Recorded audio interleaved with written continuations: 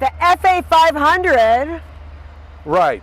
Well, it's what we call the buzz number. The buzz number, okay. Yes, that was for identification purposes. In case you were whizzing past them, you wanted to know, who is that guy? Well, they made him real big so you could read it easily as you're going whizzing past him, maybe in the opposite direction. Oh my goodness, how fast did this whiz? This could go a few hundred miles an hour, but it's not supersonic. This is the Lockheed F-94A Starfire. This was a development of the T-33 jet trainer. You'll notice the back fuselage is a lot fatter than a T-33 because this engine had an afterburner, so it would go even faster. Otherwise, there was a lot of commonality. Normally, the nose would be a lot fatter and have 4 guns sticking out of it.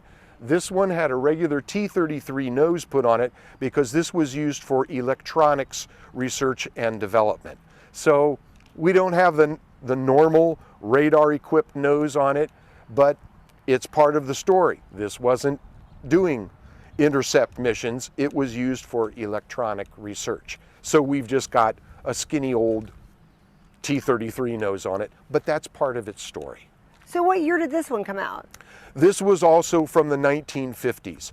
This was one of the earliest interceptors, okay. Or at least the basic design. They wanted to get something to market quickly because the thinking was that there were going to be hordes of Russian bombers coming over the North Pole or over from Alaska, and they needed to get some kind of a radar-equipped interceptor fast. And someone said, take a T-33 and put a big hot-rodded engine in it and a nose with some radar and a few guns and 2 guys, one to fly, one to run the radar, and there you go. Soon there were purpose-built interceptors, and these airplanes were quickly retired. But how long was this circulating for? A relatively short period of time because there were better designs that were quickly following it. But this was available during a perceived crisis, and so into production it goes. And one of the originals, that's why I love how we have a lot of that here at Castle. And since it was based on the T-33, you weren't starting from scratch. You were just taking a T-33 and modifying that basic design so you could get them quick into service. Really awesome.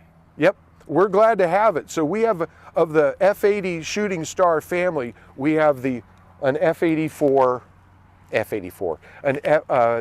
Shooting Star, we have a T-33, and now we have an F-94 Starfire. So we have this family of airplanes very well represented here at Castle.